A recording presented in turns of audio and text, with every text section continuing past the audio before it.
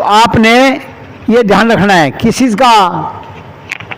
आप अनुलोम विलोम प्राणायाम करते हुए, जैसे मैंने कपालभाति में बताया आपको कि कपालभाति करते हैं तो श्वासों पर ध्यान देना है और अपने जहाँ झटका लग रहा है वहाँ पर ध्यान देते हैं कि वो झटका कहाँ लग रहा है। हमारे मूल आधार चक्कर में, स्वादिष्ठान चक्कर में और मणिपुर चक्कर में झटका लगता है। वो तीनों चक्कर स्वस्थ हो जाते हैं। बीमारी क्या है? वात रोग जो हो जाता है वो कहाँ से शुरू होता है? शरीर में कहीं भी दर्द होता है तो हमारा मूलाधार चक्कर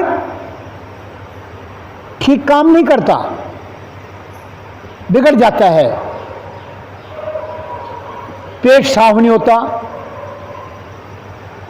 अपान वायु ठीक नहीं, इससे पास नहीं हो रही।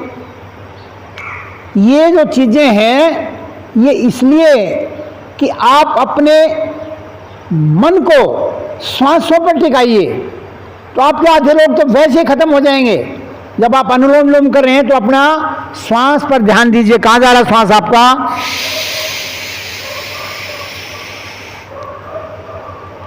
पहले तो आपके मस्तिष्क को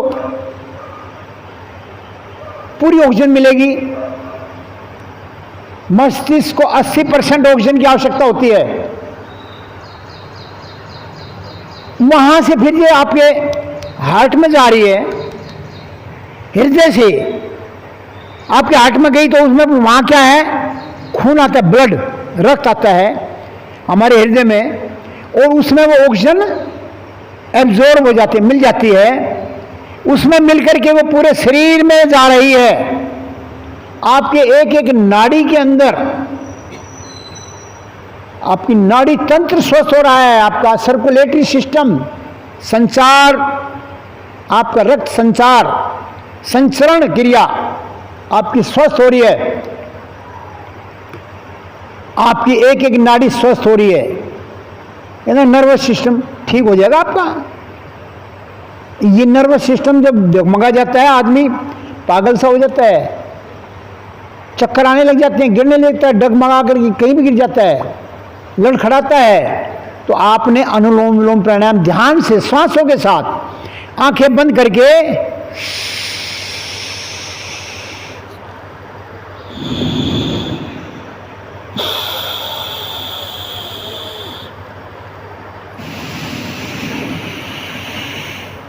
ऐसे करना है। आंखें बंद रहेंगी और डीप ब्रीदिंग करना है। करो बेटा, बैठो नहीं, पैर लंबे करके बैठ जाओ, कोई बात नहीं, ऐसे बैठ सकते हो, ऐसे बैठ करके भी कर सकते हो। ऐसे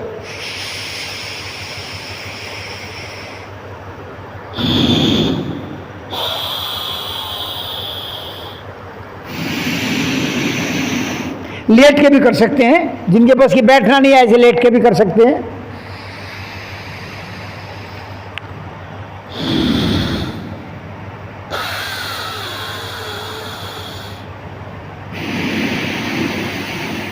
ऐसे कर सकते हो, करना है। ये बहाना नहीं होगा जी मेरे से हो नहीं रहा, बैठे नहीं जाता। भाई जी करो ना, क्या बात है? कमर दर्द है, एक हाथ का सहारा ले लो, ऐसे लेट के कर लो, उस पर कमर लगा लो, उस पर कमर लगा लो, पिलर से करना पड़ेगा। ऐसे बैठने से काम नहीं चलेगा क्योंकि आप कर ही नहीं सकते। जो अनुलोम विलोम जिससे पूरा नहीं होता समझो कि वो दिमाग से कैसे हैं, पजल हैं, चंचलता है, एक्टिवनेस नहीं है। इसलिए अनुलोम विलोम को देखते हैं, पता लग जाता है कि इसके अंदर कितनी चंचलता है। ये अनुलोम विलोम पूरा नहीं कर रहा। करिए जरा अनुलोम विलोम, बेटा अनुलोम विलोम कर, ऐसे नहीं बनेगी बात, पूरा करिए अनुलोम विलोम पूरा। मन को एकाग्र करते हुए, उस परमात्मा का ध्यान लगाते हुए, अपने गुरु का, अपने माता पिता का, अपने ऋषि मुनियों का पूरी तरह से अब विचार करते हुए जो श्वास ले रहे हैं, परमात्मा की असीम कृपा मुझ पर बरस रही है, उस प्रभु की। ये तुम्हारे गुरु तुम्हें बताते हैं। विमल जी कितना समझाते हैं आपको, ऐसे मिलेंगे नहीं आपको ऐसे समय देने वाले। भाई जी करो ना। आप अगर कमर दर्द करती है तो हाथ पीछे ले लो, ऐसे एक हाथ से कर लो। एक हाथ पीछे सहारा ले लो। करना है, लगातार करेंगे तो बात बनेगी भैया, नहीं लगातार करोगे तो कोई फायदा नहीं है, ये मैं आपको बता रहा हूं।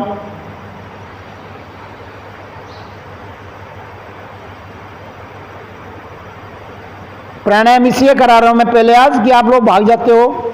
मैं पहले प्राणायाम करा दें इनको, उसके बाद देखेंगे फिर। अब 5 मिनट और करना है, हिम्मत करिए, जरा आंख बंद करके करिए, ध्यान से करिए ऐसे।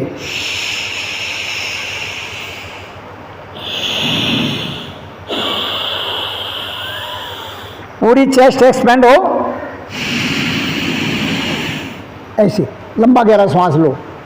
करो बेटा करो, चश्मा उतार के रख दो, कर लो, करो, शाबाश।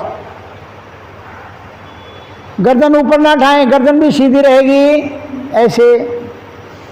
बहुत से गर्दन ऊपर उठा लेते हैं, बहुत से गर्दन झुका लेते हैं, बहुत से गर्दन को ऊपर नीचे करते रहते हैं। स्थिर होकर के करिए, मन को एकाग्र करते हुए, श्वासों पर मन को टिकाते हुए, एक एक श्वास में ओम ओम, उस प्रभु का ध्यान। परमात्मा की असीम कृपा मुझ पर बरस रही है कि मुझे मानव तन दिया, ये मानव शरीर ऐसे नहीं मिलता। देवता भी तरसते हैं इसके लिए, और आप लोग इसको खराब कर रहे हो। कर बेटा, कर ले बेटा। दाएं हाथ से ही करने की कोशिश क्या करो, बाएं हाथ को आप यूज करते हैं, बोले जी थक गया। क्यों थक गया भाई? थकना नहीं चाहिए ऐसे, क्योंकि देखिए आप अपने आहार को ठीक कर लीजिए। अगर आपका आहार ठीक रहेगा, आप जो भोजन कर रहे हैं, क्या कहा है, काल भोजनम आरोग्य कराणाम, समय पर भोजन ही आपका स्वास्थ्य है, ठीक रखता है। समय का भोजन का मतलब क्या हुआ? कर लो भाई जी, कर लो। अब मैं ऐसे टोक देता हूं, मेरी आदत खराब है कि मैं किसी को बैठ कर देखना नहीं चाहता कि कोई बैठा रहे। करो, मैं आपके फायदे के लिए कह रहा हूं, मैं तो अपना करके आया हूं। आपने सुबह नाश्ता लिया, फल आहार लिया, या आपने एक पराठा खा लिया, चलो मानते हैं, बच्चे जब स्कूल जाते हैं खा लिया, वो जब तक डाइजेस्ट नहीं हो जाता आप दूसरा कुछ भी ना आहार लें। 8 बजे ले लिया तो 1 बजे आप, वह हजम हो गया तो आप ले सकते हो। आपने क्या किया, अभी खाया, 10-15 मिनट बाद, 1 घंटे बाद फिर खाने लगे, तो क्या होगा? आम रस बन जाएगा, ये बोलते हैं साम रस बोल देते हैं उसको, बात उसमें मिल जाता है और बीमारी बन जाती है। वो अपक्व होता है, खाना हजम नहीं होता, अपच आपको नुकसान करेगी। वो पड़ा हुआ है और ऊपर से और खा लिया तो सड़ जाएगा। जैसे अग्नि पे दाल सब्जी चढ़ा देते हैं, दाल चढ़ा देते हैं, और वो पकने को जा रही है, उसमें और आपने दाल डाल दी तो क्या होगा? वो खराब नहीं हो जाएगी? पकेगी नहीं। ऐसे हमारे शरीर में, सुनो ध्यान से, आपने कुछ खा लिया ना, आपने 2 केले खा लिए, 4 केले खा लिए, फिर आप उनको डाइजेस्ट होने दो, उसके बाद खाना। केले आपके 2 घंटे में डाइजेस्ट हो जाएंगे। समझ गए? नहीं समझ गए? तो आप फल का अपना समय डाइजेस्ट होने का अलग है, सब्जी का अलग है, उबली हुई सब्जी का अलग है, कच्ची सब्जी का अलग है, कच्ची जूस का अलग है, इनको अलग अलग रूप में देख करो। बेटा थक गए, थक गए, चलो रुक जाओ, चलो कोई बात नहीं। बस ये थकान नहीं आनी चाहिए, आप तो जवान हो बेटा। मैंने कहा पैर पसार के भी कर सकते हो, ऐसे कर सकते हो, ऐसे कैसे बात बनेगी, इसलिए ज़रूरी है ये। अब आप सभी कोशिश करें पद्मासन लगाने की, ये ठीक रहेंगे, इसलिए इनको करना ज़रूरी है। उसके बाद करना है बाह्य प्राणायाम, उस शक्ति को ऊपर उठाने के लिए, ऊर्ध्व आरोहण करने के लिए बाह्य प्राणायाम। कैसे? श्वास लिया, बाहर छोड़ दिया और रोक लिया, और 3 बंद लगाए।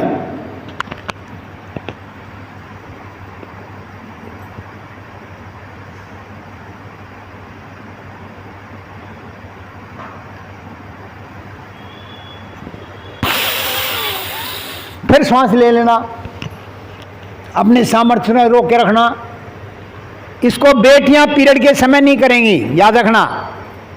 हार्ट पेशेंट ज़्यादा ताकत नहीं लगाएगा। आपने बहन बीपी आपने जालंधर बंद नहीं लगाना। बीपी पेशेंट जालंधर बंद लगाने से जोर पड़ता है, सिर्फ नीचे से खींचना है आपने। इसमें क्या है, 3 बंद लगे, मूलाधार चक्कर को ऊपर खींचा, मूल बंद। पेट को सिकोड़ के कमर से लगाया, उड़ियान बंद।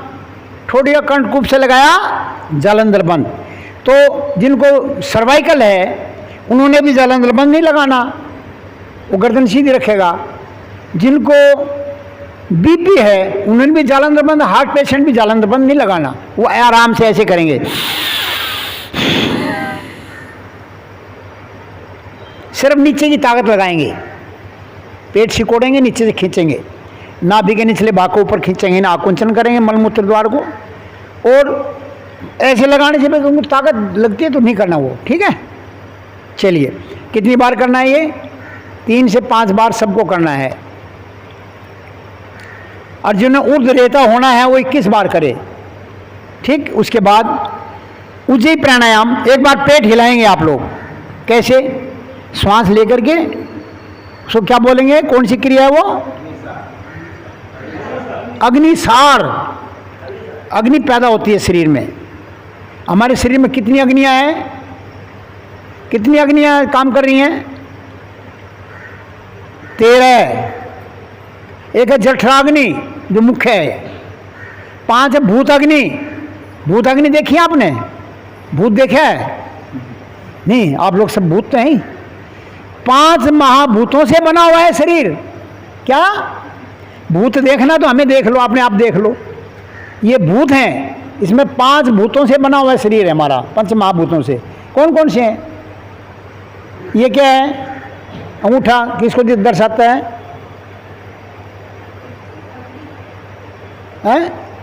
अग्नि। और ये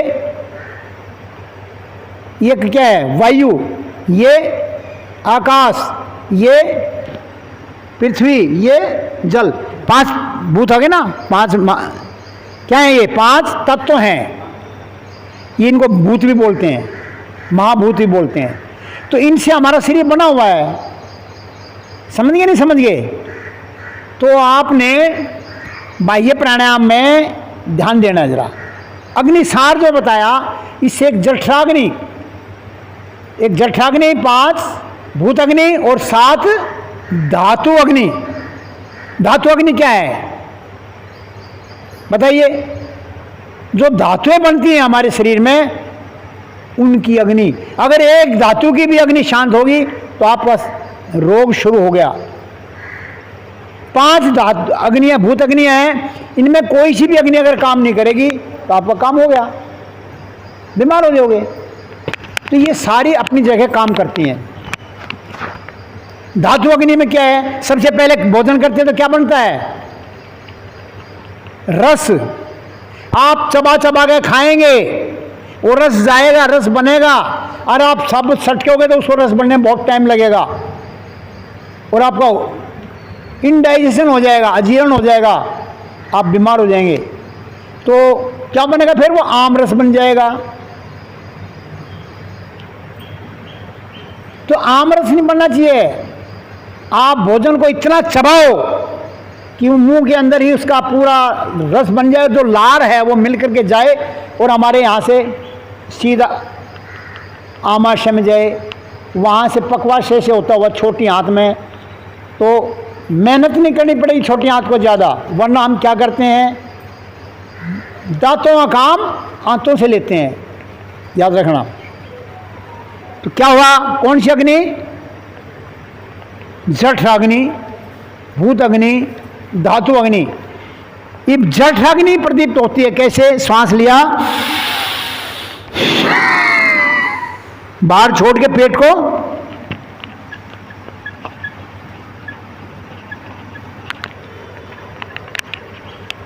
हिलाओ,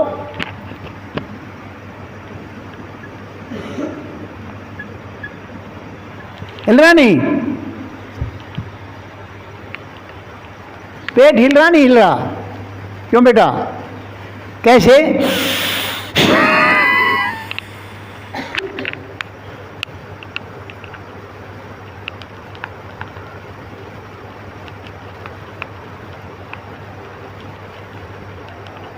जब ऐसे हिलाओगे तो अंदर, ये हमारी जठराग्नि है, इसको ताकत मिलती है।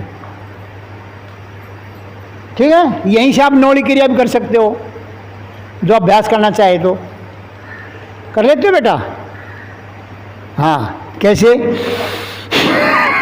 श्वास बाहर छोड़ के और थोड़ा सा झुक के इसको चलाएंगे ना ऐसे, तो हमारी नौली निकल जाती है और ये घूमने लग जाती है।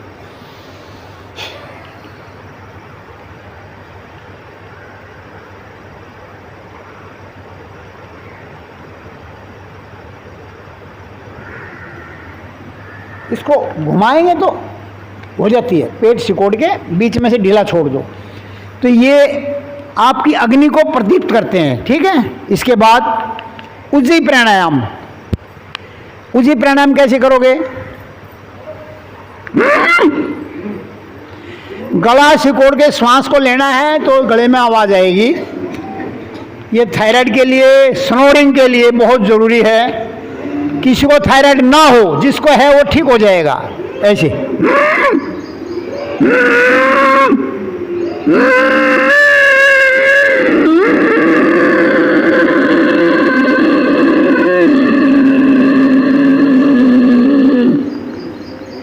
इसके बाद जिनको सर्वाइकल नहीं है वो ठोडी को आगे लगाए आराम से, और फिर बाएं नाक से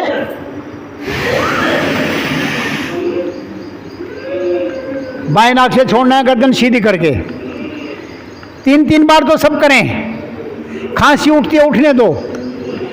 ये उज्जी प्राणायाम पार्किंसन को भी ठीक करती है, कंपवात को। जानते हो कंपवात क्या होता है? पार्किंसन होता है, ये हाथ कांपते हैं, झटका लगता है चलते हुए। क्या है ये नर्व सिस्टम वीक हो जाता है, तब ये पार्किंसन होता है। इन सब चीज़ों का इलाज योग है। योग, आयुर्वेद और नेचुरोपैथी, प्राकृतिक चिकित्सा, यही हमें जीवन दान देते हैं। हम क्या करते हैं? अब महाराज जी ने क्या शुरू कर दिया? अब स्वामी जी ने इंटीग्रेटेड योग, उसमें सारी चीजें आ जाती हैं, तो आप जीवन में कभी बीमार हो ही नहीं सकते। ठीक है ना? मगर आपको बहुत अच्छे हैं, मेरे को अच्छा लगे आप सब यहाँ पर मिले, समय से आते हैं आप, समय